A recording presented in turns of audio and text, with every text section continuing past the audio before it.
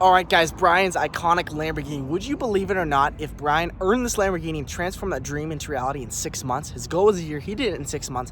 Guys, we're going to tell you exactly how to go from literally a dream. He was 12 years old. He had a dream of getting this Lamborghini to now, 30 plus years later, he has the Lamborghini. It only took him, took him a long time. But we're gonna go in depth on how to do that, because being able to have this car is just an absolute dream come true for me. So first off, guys, Brian didn't grow up rich. Did you grow up rich? No, Where'd you grow up? I grew up in Plano, Texas, which is right outside of Dallas.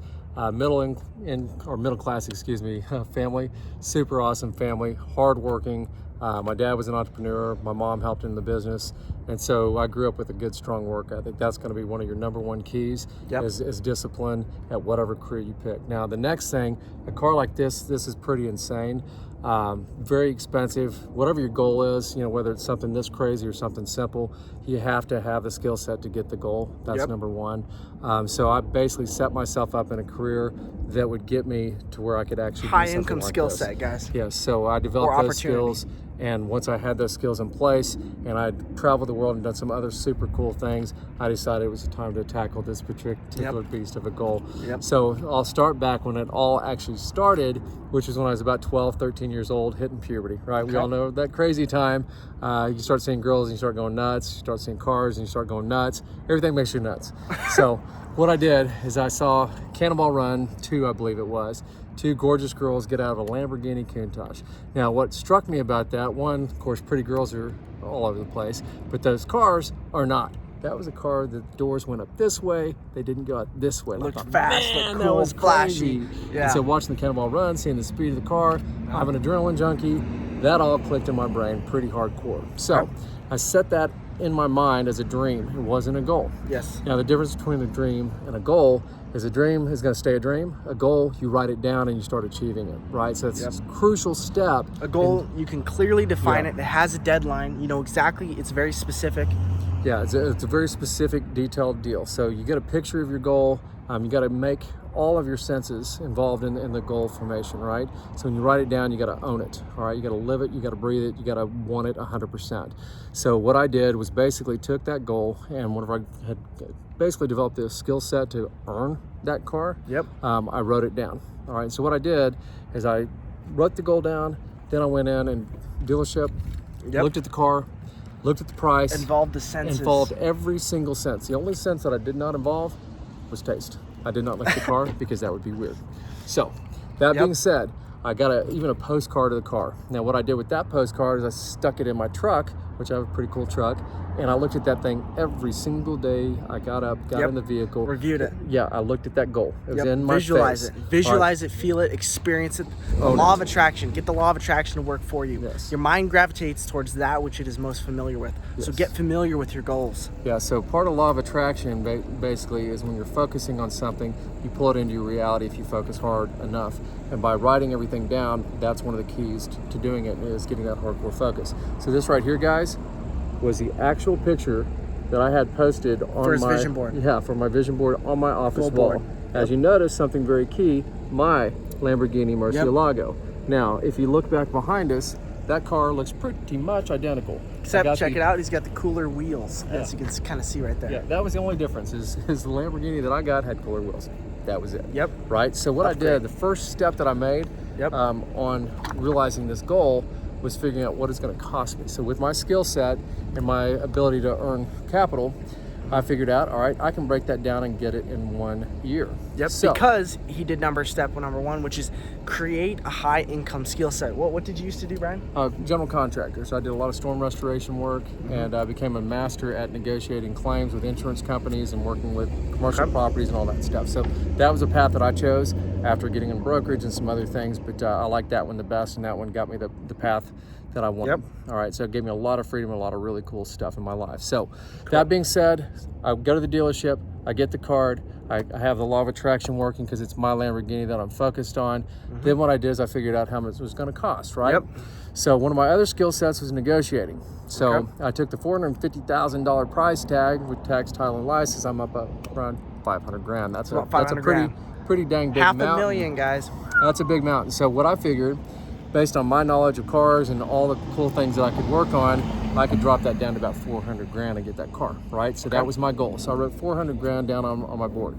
Then what I did is I have 365 days in a year that I get to work on. So I divided that by the days and how much money I needed to earn each day. And then what I figured out, I'm gonna take a couple days off here and there.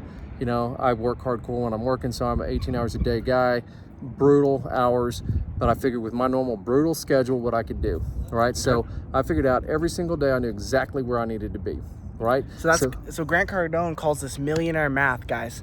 A lot of millionaires do this. So what they do is they figure out their goal. Let's say they want to have a $500,000 Lamborghini. They break it down. What's their goal, their timeline? 1 year. So he broke down. He figured he thought through this thing. He's like, okay, I'm probably gonna have some days off, right? So was it 300 days, right? Yeah, about 300 days. What I did so the math 300 on. days So divided I had to earn what, I don't know, $1,500 plus or minus. Just around I'm not math $1,500 right now. He can't remember. He's already got it. I've already checked it out. Way past that, going on to some other cool goals. But anyway, so I did the math. So I knew every single day at the end of that day, I would look at my goal and I would write down, am I taking a step forward? Am I taking a step backwards? So if I didn't hit my income goal for that day, I'd double up the next day. Just gotta double it up. And I would continue to double up if I didn't make it. If I had a kick butt day, I'd keep that, basically the throttle pushed down to the ground and accelerate my time. So if I was planning on taking the weekend off, but I didn't hit my goal for the week, gotta hit the weekend.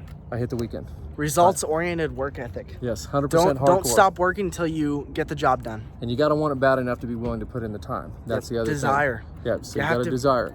And one way to harness that desire and really want it is, like you said, involve the senses. Go into the dealership, experience it. Wow, that would be incredible. Now, the funny thing about the trip to the dealership, so I pull up, I had a Viper at the time. That was another one of my goals. Super fun car. The dealership guy was skeptical because I was a young guy, and he looked at me like, yeah, right. And so he wouldn't let me drive a Murcielago. What a butthead. That guy sucked. But anyway, so I drove a Gallardo, which was the lower grade. So the Gallardos are basically machine manufactured. These things are handmade. Even though they all look the same. If you buy a bumper for this thing, it's $20,000 bumper, just as an example, and they have to hand carve this thing to your deal. They have to hand manipulate it. It takes them like 20 hours plus just to put a bumper on. That's how crazy the car is. Yeah, so very expensive to maintain, guys. Yeah, so understand that there's maintenance, and so you need to think through your goal all the way, because once you get it, oil change is thousands, and it's stupid, silly stuff, but whatever. Okay. Neither here nor there. Okay, cool. So step two, what's step three? So basically, after you've done that and you've checked yourself, forward to back, you're on point, you basically reach that destination. That's the step three, reaching the destination, right? So what I did is I looked at my timeline and I happened to just bust the correct market, the correct everything. The stars were in line, law of attraction and hardcore force.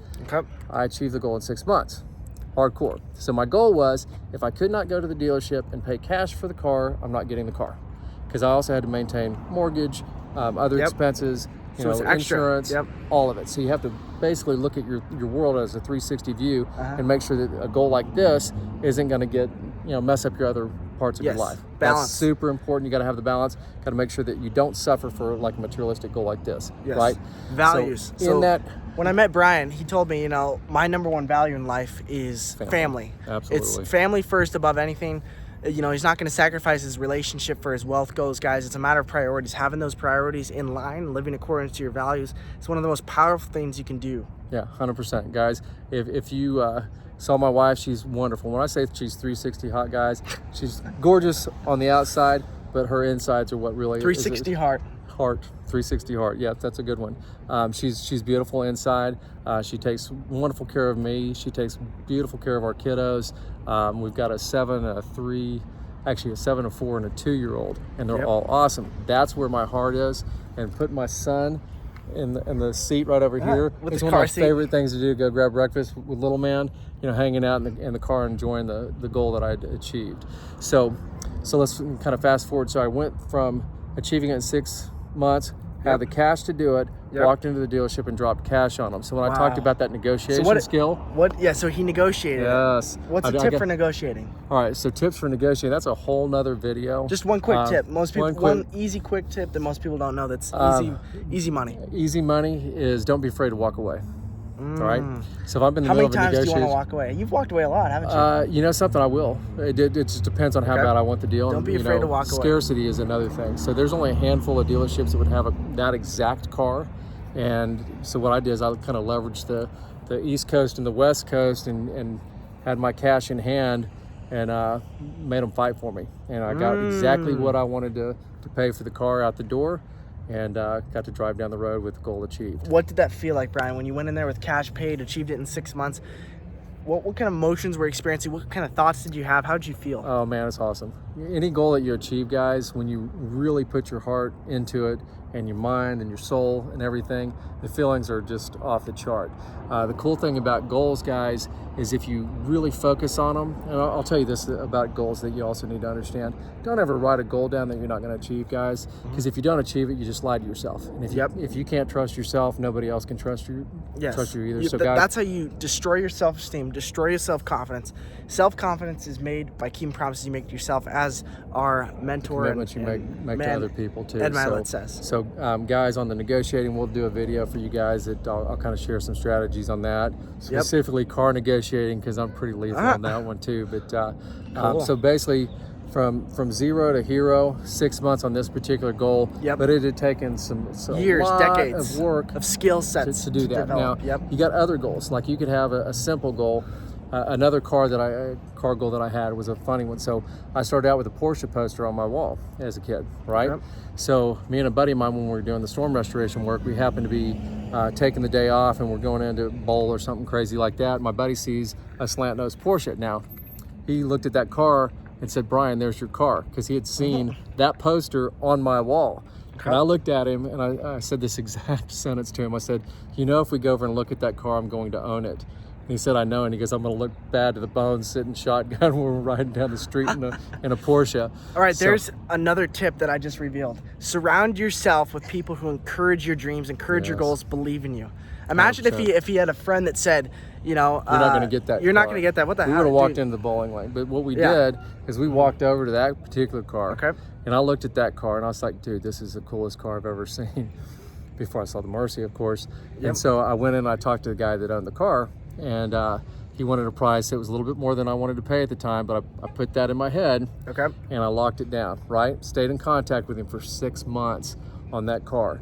So I wasn't afraid to walk away. And so then 6 months he was walking back and forth. Yeah, so what I quietly did was wrote that goal down, put the price down that he asked, knowing that I was going to negotiate him down about $5,000. And then I wrote that price down, and then I went and busted my butt in that particular storm. Saved extra money. Yes, and I picked that car up, and I think it was about a 6 month timeline too. 6, 7 months, 8 6 months is the goal then for goals. That for me, that was my car goal. Yes. And I picked that car up. Now I negotiated him to my price again. The only thing that butthead did is he took the Recaro seats out and put the stock seats in. Could have choked him for that one, but that's okay. The car was phenomenal, and I had it for many years. That's awesome, man. All right, guys, so that wraps up our video on how Brian achieved his childhood dream, 12 years old, to own his Lamborghini. He's transformed a lot of dreams into reality. His wife, his family, multiple cars, guys. This strategy works. 3 simple steps. We're going to be coming out with more videos soon, so make sure you hit that subscribe button down below, and we look forward to delivering more content that helps you move you towards that alpha lifestyle, life of freedom, a life of choices, a life of options. So hit the subscribe button. I'm Brian. This is Bridger. We'll see you guys next time. This is Bridger. Oh yeah, I'm Bridger. This is Brian. I'm Brian. Dude, I just get flustered with the Lambo, I'm Bridger. This is Brian, and we'll see you guys next time. That was fun.